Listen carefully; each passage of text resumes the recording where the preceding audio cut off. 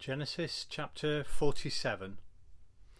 Joseph went and told Pharaoh, "My father and brothers, with their flocks and herds and everything they own, have come from the land of Canaan and are now in Goshen." He chose 5 of his brothers and presented them before Pharaoh. Pharaoh asked the brothers, "What is your occupation?" "Your servants are shepherds," they replied to Pharaoh, "just as our fathers were." They also said to him, "We have come to live here a while, because the famine is severe in Canaan, and your servants' flocks have no pasture. So now, please let your servants settle in Goshen." Pharaoh said to Joseph, "Your father and your brothers have come to you, and the land of Egypt is before you. Settle your father and your brothers in the best part of the land. Let them live in Goshen, and if you know of any among them with special abilities, put them in charge of my own livestock." Then Joseph brought his father Jacob in and presented him before Pharaoh, and Jacob blessed Pharaoh. Pharaoh asked him, "How old are you?" And Jacob said to Pharaoh, "The years of my pilgrimage are 130. My years have been few and difficult, and they do not equal the years of the pilgrimage of my fathers." Then Jacob blessed Pharaoh and went out from his presence. So Joseph settled his father and his brothers in Egypt and gave them property in the best part of the land, the district of Rameses, as Pharaoh directed. Joseph also provided his father and his brothers and all his household with food according to the number of their children. There was no food, however, in the whole region because the famine was severe. Both Egypt and Canaan wasted away because of the famine. Joseph collected all the money that was to be found in Egypt and Canaan in payment for the grain that they were buying, and he brought it to Pharaoh's palace. When the money of the people of Egypt and Canaan was gone, all Egypt came to Joseph and said, "Give us food. Why should we die before your eyes? Our money is used up." "Then bring your livestock," said Joseph.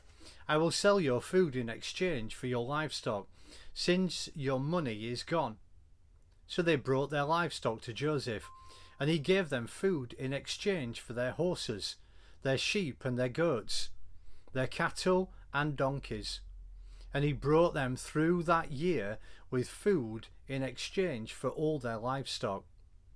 When that year was over, they came to him the following year and said, "We cannot hide from our Lord the fact that since our money is gone and our livestock belongs to you, there's nothing left for our Lord except our bodies and our land.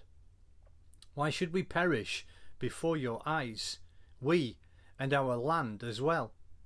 Buy us and our land in exchange for food, and we with our land will be in bondage to Pharaoh. Give us seed so that we may live and not die, and that the land may not become desolate." So Joseph bought all the land in Egypt for Pharaoh. The Egyptians, one and all, sold their fields because the famine was too severe for them. The land became Pharaoh's, and Joseph reduced the people to servitude, from one end of Egypt to the other. However, he did not buy the land of the priests, because they received a regular allotment from Pharaoh and had food enough from the allotment Pharaoh gave them. That is why they did not sell their land. Joseph said to the people, "Now that I have bought you and your land today for Pharaoh, here is seed for you so that you can plant the ground. But when the crops come up, give 1/5 of it to Pharaoh. The other 4/5 4/5 you may keep as seed for the fields and as food for yourselves and your household and your children. You have saved our lives, they said. May we find favour in the eyes of our Lord. We will be in bondage to Pharaoh. So Joseph established it as a law concerning land in Egypt, still in force today, that a fifth of the produce belongs to Pharaoh. It was only the land of the priests that did not become Pharaoh's. Now the Israelites settled in Egypt in the region of Goshen. They acquired property there and were fruitful and increased greatly in number. Jacob lived in Egypt 17 years, and the years of his life were 147. When the time drew near for Israel to die, he called for his son Joseph and said to him, "If I have found favour in your eyes, put your hand under my thigh and promise that you will show me kindness and faithfulness.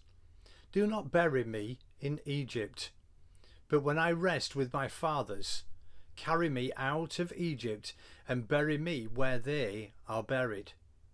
"I will do as you say," he said. "Swear to me," he said. Then Joseph swore to him, and Israel worshipped as he leaned on the top of his staff.